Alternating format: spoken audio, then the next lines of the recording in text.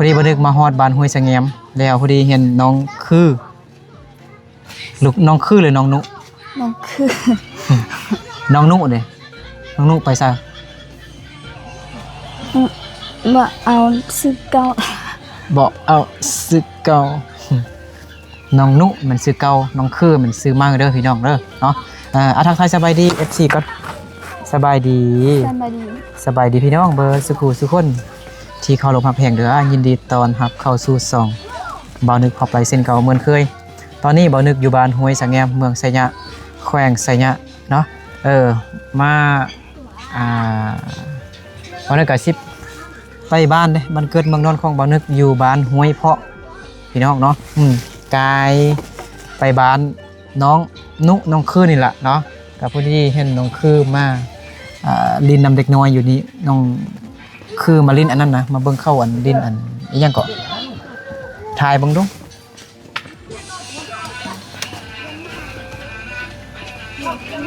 เขาลินมักอีหยังวะมักเป็นปิ้นหั่นน่ะเพิ่นมักอีหยังน้องคือลินได้บ่ได้อยู่นะได้แล้วซูมกลับคืนซูม0.6กันน้องคือลิ้นได้บ่ปิ้นอันนั้นน่ะปิ้นอันมักลูกอีหยังวะก็เอิ้นน่ะตะกี้ไอก็มักลิ้นอยู่น้องคือก็ลิ้นได้นะได้น้อยสิได้น้อยๆซื่อน้องคือบ่ได้ไปให้ซ้ํแล้วบ่ได้แล้วแต่ว่าบ่ได้ตายบ่ไปเป็นหยังบ่ยัง บ่เป็นหยังเป็นหยังเป็นหยังฝนตกแม่นคือบ่บอกซั่นน่ะมันคือกินข้าวกินน้ำแล้วเฮ็ดหยังกินมีซื่อๆกินมีซื่อๆบ่มีหยังกินบ่คือบ่ไปเก็บผักหักหน่อไม้มาต้มมาแกงมาซุปกินมีบ่หน่อไม้มีบ่อยู่ป่านะมีมันคือบ่ไปเอาบ่อย่าไปเป็นหยังบ่มีหมู่ไปนำสั่นผู้เฒ่าอยู่บ้านห้วยสะแงมนี่ก็ยังแต่น้องคือมันบ่แม่แล้วหมู่น้องไปซะเบิดแล้วน้องซัววือเด้น้ององค์เด้เขาไปอยู่ซ้ำเบิดเขาไปเฮ็ดเวียกสัญญาหมดแล้วยังแต่น้องคือ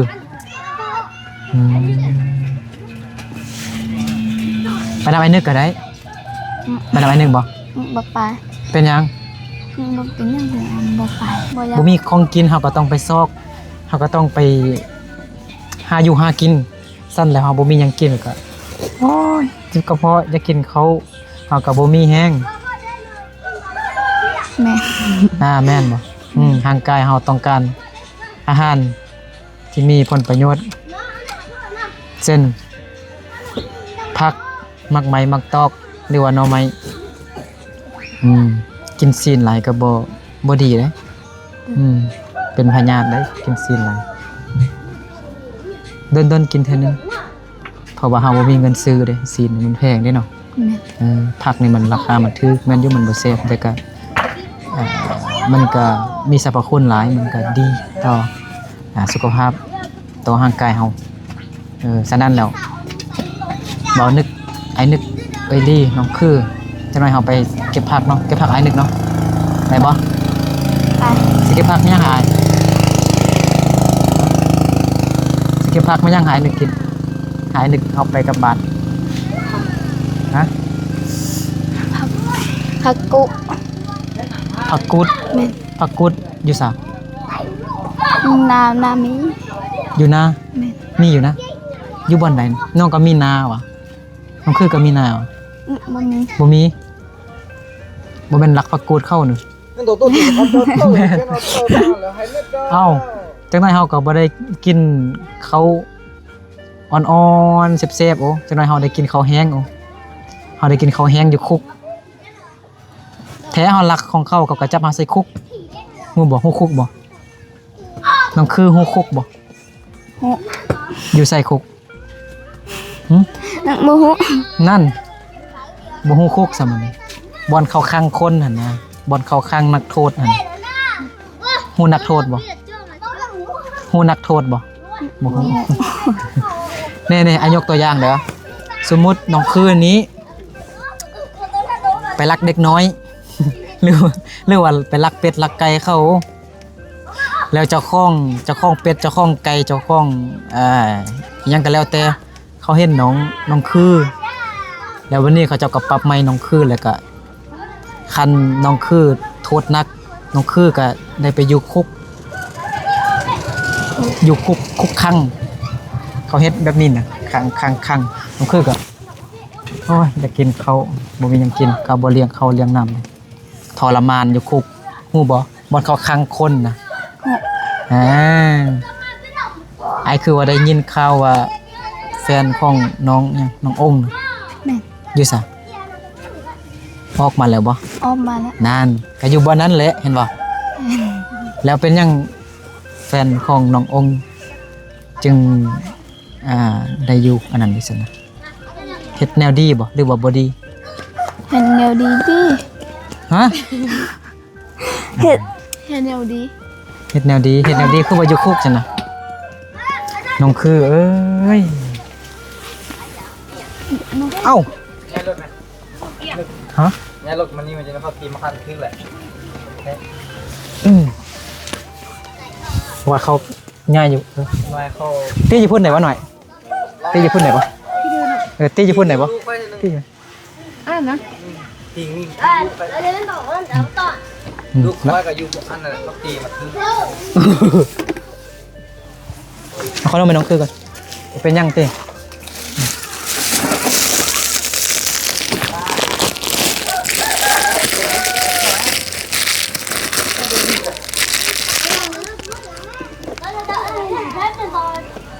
เดี๋ยวเป็นนึงน้องคือเอาขนมกินดินแล้ว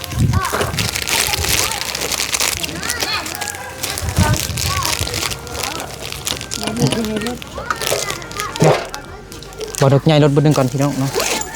เป็นหน่อยเขาลินอันมักยังวะเขาเป็นมักข้างนะ นี่เดี๋ยวนี่เขานี่นะเมื่อกี้ อึบ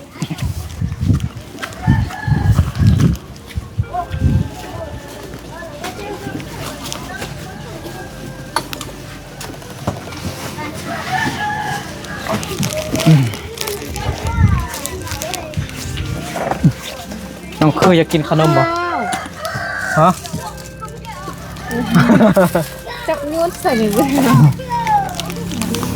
ใส่กี่บ่ให้เลยเอาไว้ก่อนละ อ๋อน้องคือห้องผู้ใหญ่เพิ่นฝากมาเด้อ FC ผู้ใหญ่ใจบุญเพิ่นฝากมาให้น้องคือ อันนี้แม่นไข่ไก่เด้อแพงหนึงหรือว่าแตะหนึงเดี๋ยวไว้พรให้ผู้ใหญ่เพิ่นได้บ่น้องงามเอาซะนี่ได้บ่ขนมได้ก็ได้สถานการณ์เนาะทางยางใหญ่เลย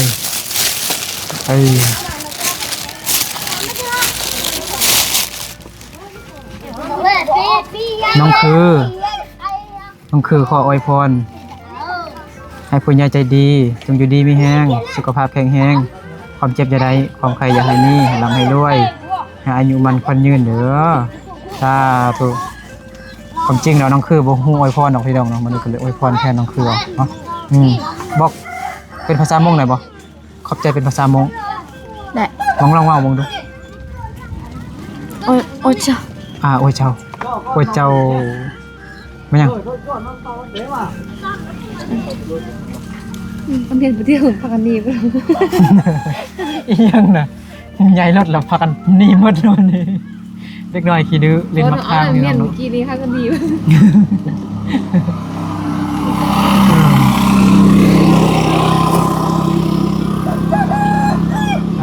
เล็กน้อยขี้ดื้อนะ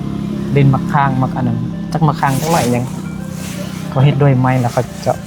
เอาเสียบพันหำแล้วก็ยิงจากเอียงปิ้นน้องคือบัดนี้มีของกินแล้วบ่ได้ไปซอกหน่อไม้แล้วบัดนี้มีใครกินแล้วเนาะตอนแรกนึกไปหาน้องอยู่เฮือนนั่น น้องคือโคตรงามเลยเนาะ คือชินดอง ชินดอแปลว่าหยังชินดอ น้องคือว่า ผู้บอกภาษามง น้องคือเว้าบ่แฮงสิ โดยอืม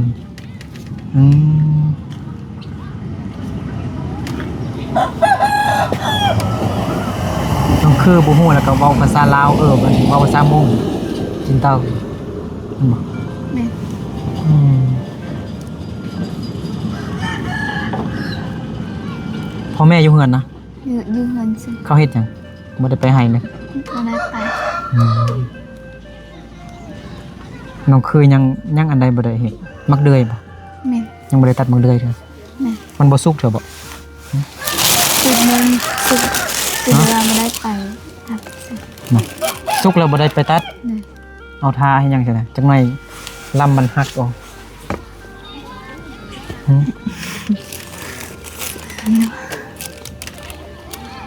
เขาเจ้าไปยังไง ไปให้เด้ ไปให้น่ะพูดได้หั่นน่ะเนาะอายนึงไอ้เคยพูดได้ พวกเราแม่นพวกเรา บ่อันเป็นพี่น้องน้องคือบ่ เป็นพวกเอ้ยเว้าบ่ได้ พูดไว้เอียงเหรอเป็นไอ้เคย แม่นดิ นั่นติโอ้บ่แน่ใจแล้วมันนี่น้องคือเว้าภาษาลาวบ่ได้ฟังก็บ่ออก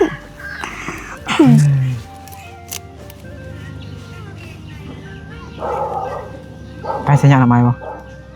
ไอ้นึกพาไปเที่ยว บ่ไปดิ บ่ไปตีแสดงว่าอยากไปอยู่บ่ยังมีตีอยู่ บ่มีตี บ่มีตีไปเมืองเพียงทำไมบ่ บ่ได้ไป เอารถ10โลมาต่างเอาน้องอันนึงเอารถใหญ่มาเอารถ10โลมาต่างเอาน้องคือไปนำไปดินอยู่เมืองเพียงได้บ่ไปบ่เป็นหยัง บ่อยากไปสิ ยานอันนึกนี่บ่ยาน เดี๋ยวบ่อยากไป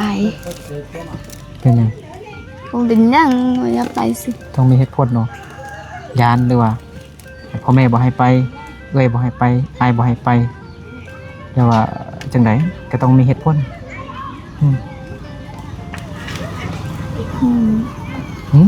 น้องคืองามเนาะ น้องคืออยากไปสิ น้องคืองามที่สุดอยู่ในบ้านห้วยสังเงียมเนาะมันบอกนิสัยใจคอดีมันบอก แม่น แมนปฏิเสธพี่น้องน้องคืองามแท้พี่น้องเนาะน้องคืองามหรือว่าบ่งามน้องคือสวยหรือว่าบ่สวยน้องคือสวยบ่ สวย น้องคือสวยบ่สวย สวยแล้วน้องคืองามประจำหมู่บ้านห้วยสังเงียมแล้วจังนาทีแล้ว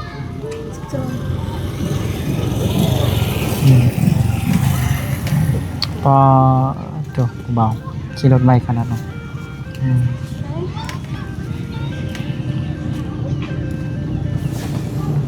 น้องคือบ่แม่นมีผู้บ่าวแล้วนึง บ่มี บ่มีแฟนเถอะมีแต่บ่แม่นรักเสื่องผู้บ่าวไว้ในเฮือนเด้อ บ่มีผู้บ่าวอยู่เพิ่นเด้ บ่มีผู้บ่าวอยู่เฮือนแค่น่ะ แต่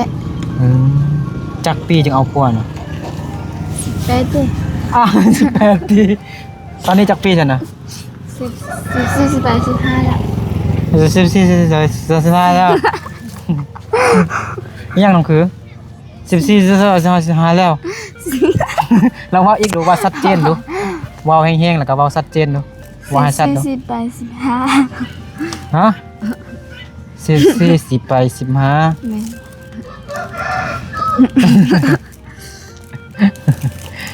น้องคือตอนนี้อายุ15ปี14ปีแล้ว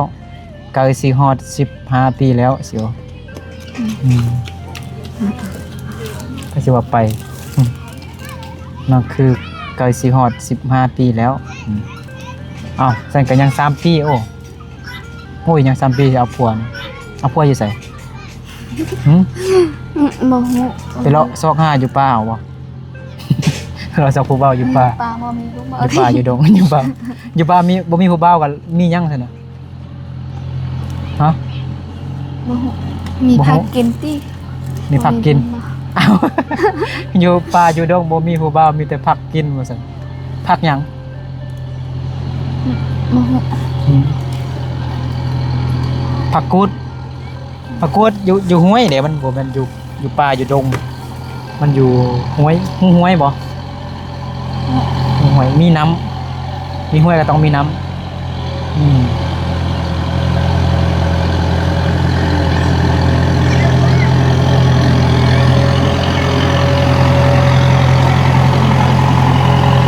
ต่างข้าวโพดโตแม่นต่างหมดด้วยป้าเลือดคอแห้งเลยต่างหมดเรื่อยแม่นบอกลองว่ามึงดูมักเรื่อย บัดเดย ไม่ได้น้องว่ามักด้อยแม่นบอก แม่ ไอ้นึกลืมยังเงินสดเดืออ่ะ เข้าใจ ให้จังไดเอาให้จังไดเอา เข้าใจ ขอบใจผู้ใหญ่เพิ่นขอบใจผู้ใหญ่เพิ่น เข้าใจ เพิ่นฝากเงินไว้ให้ไอ้นึกแต่เพิ่นบ่บอกจำนวนเงินผู้ใหญ่เพิ่นบ่บอกจำนวนบ่ให้บอกน้องคือว่าจำนวนเงินเท่าใดแบบสิค่อยซื้อขนมหรือว่าซื้อไข่ไก่หรือว่าบ่มีเน็ตก็ผู้ใหญ่เพิ่นสิเติมสิซื้ออันของกินให้หั่นนะสงสารดีต้นน้องคือบ่มีหยังกินเพราะว่าเพิ่นเคยติดตามตั้งแต่น้องคือยังบ่มีเฮือนเยาบ่มีเฮือนก่อเทื่อเพิ่นผู้ใหญ่เพิ่นติดตามน้องคือตั้งแต่น้องคือยังเซาเงินในครูอยู่หั่นเด้เพิ่นก็เลยดิต้น เด้อ แต่บ่แม่นว่างองท่าแต่ผู้ใหญ่เพิ่นสวยได้น้องคือต้องไปหากินแน่ได้น้องคือต้องไปหาเก็บผักหน่อไม้แด้น้องต้องไปเก็บผักกินแน่บ่แม่นท่าไอ้นึกเอาของกินมาให้เด้อ เดย น้องคือตั้งใจเรียนเด้อ เดย บ่เข้าใจ แล้วน้องคือยังเข้าโรงเรียนอยู่บ่ บ่เข้าแล้ว อ้าวเมื่อกี้ไอ้นึกบอกน้องคือตั้งใจเรียนเด้อโดยแล้วสิตั้งใจเรียนเด้อได้น้องบ่ได้เข้าโรงเรียนหรอกเด้ แม่นแล้วบ่ได้ คันสิว่าไอ้นึกเว้านั่นนี่เด้น้องคือตั้งใจเรียนเด้อแล้วน้องตอบไอ้นั่นได้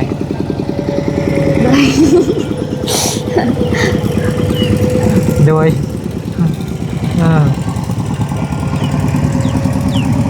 น้องคือกับว่าน้องคือบ่ได้เข้าโรงเรียนแล้วไอ้นึกเสียวน้องว่ามึงดู น้องคือบ่ได้เข้าเห็นแล้ว ก็ตอบนั่นเนาะอันนี้ไอ้ทำน้องคือตั้งใจเรียนเด้อโดยทั้งที่น้องคือเขาบ่ได้เข้าโรงเรียนแล้วเด้น้องคือเข้าฮอดแต่ป .5 บ่ แม่น พออ่านได้เขียนเป็นเนาะสู้ๆเด้อ เดย ขอบใจขอบคุณผู้ใหญ่เพิ่นอีกเติม เข้าใจ ขอบใจผู้ใหญ่หลายๆเด้อ ผู้ใหญ่หลายๆเด้อ อ้าวคือว่าผู้ใหญ่หลายๆคือว่ามีขอบใจซั่นนะขอบใจผู้ใหญ่หลายๆเด้อ เข้าใจผู้ใหญ่หลายๆเด้อ น้องคือขออวยพร น้องคือขออวยพร ให้ผู้ใหญ่จงอยู่ดีมีแหง ให้ผู้ใหญ่จงอยู่ดีมีแฮง ความเจ็บอย่าได้ จนเจ็บอย่าได้ ความไข้ คนไข้ อย่าเฮามี อย่าหามี ให้ร่ำให้รวยเด้อ ให้เลยเด้อ สาธุ สาธุ โอเคพี่น้องเนาะเดี๋ยวเดินทางต่อเฮาบัดนี้พี่น้องเนาะไว้เอาไข่แพงหนึงกะนมกะเงินสดหน่อยหนึงให้น้องได้ซื้อมีเงินซื้อเนาะผู้ใหญ่เพิ่นฝากมาให้เนาะขอบใจขอบคุณผู้ใหญ่เพิ่นหลายๆเด้อเนาะโอเคพี่น้องอยู่ดีไม่แห้งเบิดสู่ผู้สู่คนเนาะเอาสำหรับคลิปนี้บ่นึกกับน้องคือยกนบมือสำหรับคลิปนี้เบาเลยกับน้องคือคอลาพ่อแม่พี่น้องเบอร์สู่หูสู่คนไปก่อนเนาะ ฝากกดไลค์กดแชร์กดติดตามเพื่อเป็นกำลังใจให้เบานึกได้ทำคลิปอีกต่อๆไปเด้อสาธุไปพี่น้องเนาะ